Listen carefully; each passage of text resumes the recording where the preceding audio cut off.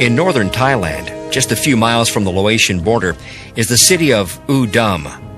Based there through much of the war was a wing of Air Force RF-101s. The RF-101 was not your usual warbird. Unarmed and alone, they flew over the most hostile and heavily defended enemy territory in all of Southeast Asia. The tactical reconnaissance pilots who flew these ships acted as the eyes of the U.S. military in Nam. Most Americans back stateside never knew they even existed, but the enemy was well aware of their mission and what effect their all-seeing eyes could have on the communist plans in the South. To down an RF-101 was what the SAM missile crews trained and lived for. Perhaps you haven't realized, but here in Vietnam there are two distinct types of war being fought. South of the demilitarized zone, the action is on the ground. It's an army war. And the air forces are being used in direct support of this ground action. In the north, there is no ground war. The war is being fought in the air, and the air forces are being used to interdict these major supply routes, to stop the flow of men and supplies in support of the Viet Cong. As the intensity of the air war grew, the recon pilots were in the air around the clock. Reconnaissance planes would look for potential targets and do bomb damage assessments. For reconnaissance pilots, photographing the target was only half the mission.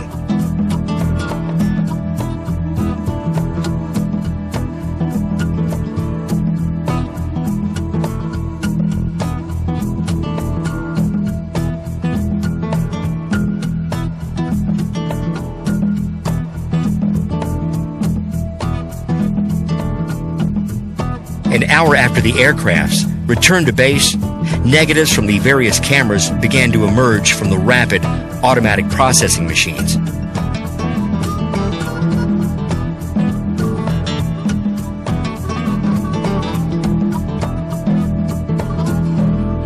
They were then analyzed, titled, and prepared for distribution to the various commands.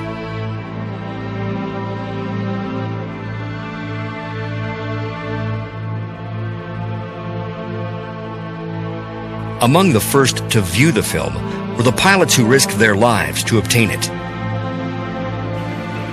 Hold it. There's the idea rail bridge. Boy, what a picture. You have the approaches and everything real good. The approaches have been repaired. Bridge is definitely back in business. Looks like it's ready to handle traffic. Sergeant Palmquist, make sure that this film gets on the first available courier to headquarters. Yes, sir. Departure time is 14:20. It's obvious the bridge is completely serviceable now. Zim, when was the last time we struck this target? About 3 weeks ago.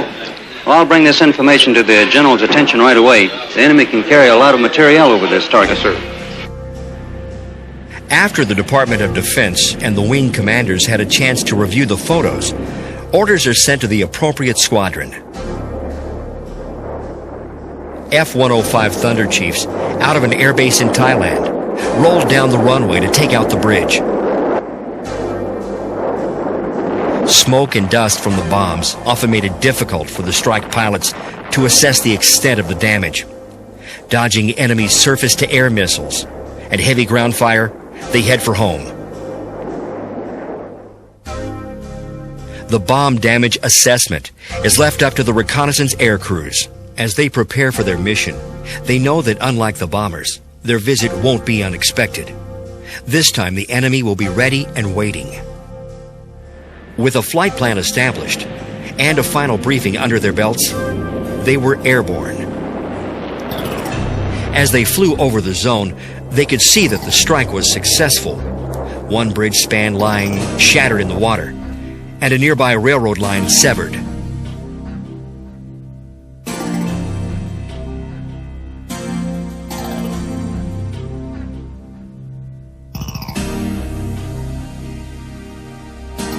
But the enemy wasted no time in repairing the damage, and in a matter of days, the same air crew would be back to take out the bridge once again.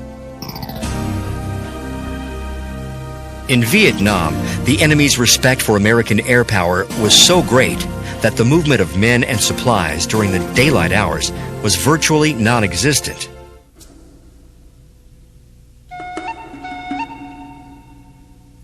When darkness fell, work was over for most crews who flew over North Vietnam. For the night flyers, it just began. The air crews plotted against a number of enemies: MiG fighters, anti-aircraft artillery from the ground, and SAM missiles. Then there was the hazard of flying over hostile territory on the deck in total darkness. This will be our 23rd night mission tonight. We've got 45 total counters now over North Vietnam. Big difference between the day and the night jobs, of course, is that all your night stuff is at low altitude. Dodging around the mountains, watching out for rocks. And the navigation problems in this part of the world are really quite serious. It's a good thing we have a navigator in the airplane. We'd never be able to hack it without one. Big thing that gets to us, some nights, we're the only airplane going up into the north, and when you think we're the only Americans over North Vietnam, it kind of makes you wonder just a little bit, you know. What am I doing here?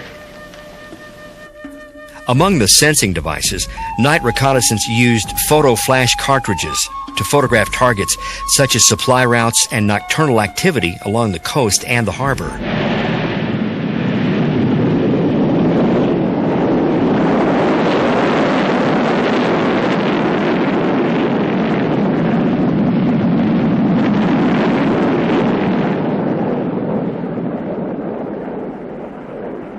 As the plane approached the target area, the pilot extinguished the running lights.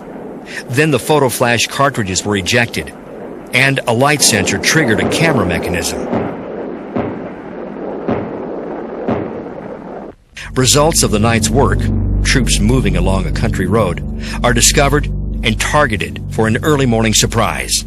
The North Vietnamese may have been able to hide during the daylight hours, but they could not hide from the eyes that saw in the night.